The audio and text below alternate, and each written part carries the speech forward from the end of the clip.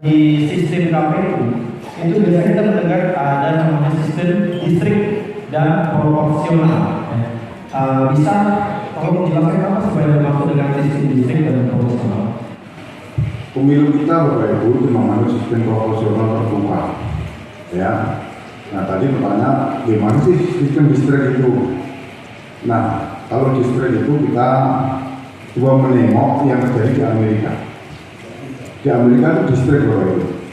Jadi satu makanya kemarin Donald Trump dengan Hillary Clinton secara suara itu menang Hillary Clinton. Tapi karena sistemnya dia harus proporsional distrik itu harus memilih satu kandidat senator di satu daerah pemilihan atau satu distrik, akhirnya ketemu Donald Trump yang menang. Jadi penjelasannya begini. Misalnya Indonesia ini ada 34 provinsi.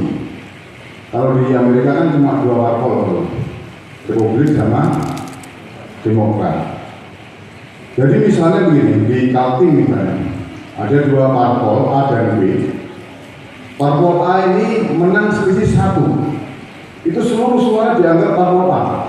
Jadi satu kandidat terpilih untuk mewakili daerah Kaltim ini. Pun demikian semuanya. Makanya sekalipun daerah-daerah yang padat penduduk itu dari sisi suara itu dihitung banyak, tapi kalau masih selisih parpol A yang menguasai, maka dia akan tampil satu senator. Nah senator ini akan memilih presidennya. Makanya dari sisi suara Hillary Clinton kalah, menang, tapi di sisi karena ada sistem distrik itu, maka dia menang Donald Trump.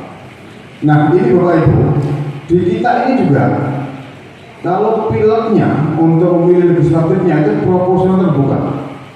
Tapi untuk DPD-nya sesungguhnya Bapak itu distrik DPD-nya. DPD itu makanya satu provinsi 4, satu provinsi 4. Jadi tidak mengenal proporsional kalau DPD. Sekalipun provinsi itu padat penduduk seperti Jawa Tengah, Jawa Timur, itu tetap 4. Nah inilah yang mencerminkan bahwa sesungguhnya sistem pemilihan di kita ini sesungguhnya ada distriknya, tapi tidak disebutkan dalam konstitusi kita itu di distrik. Ibaratnya kalau kita ada di Balikpapan, ya itu camannya cuma satu yang jadi. Ya. Namanya 10 yang jadi ya satu. Misalnya yang jadi si A, ya, maka si B, C, D itu nggak ada yang jadi, walaupun selisihnya sih masih sedikit, karena satu daerah distrik itu kan namanya daerah itu di calon yang menjadi wakil cuma satu. Nah akibatnya apa? Akibatnya yang punya suara di bawah yang jadi tadi hangus semua, itu disebut dengan the winner takes all itu begitu.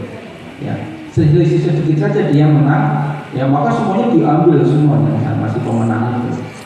Sementara kalau proporsional namanya proporsional, ya sudah sesuai dengan proporsinya, dapatnya berapa begitu.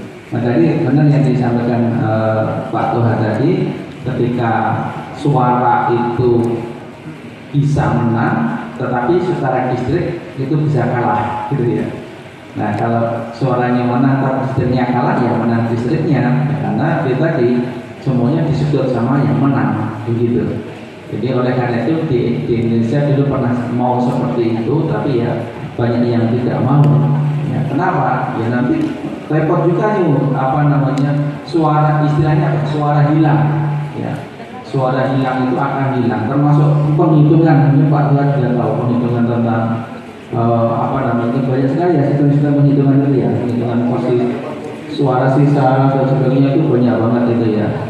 Beberapa sistem yang dipakai yang artinya diambil yang paling memungkinkan di antara semua itu. Maksudnya paling semuanya, kalau bangsa Indonesia itu inginnya itu sama rata, semuanya dapat begitu ya, nggak boleh ada yang cuma satu orang dapat begitu. Makanya sistem ini agak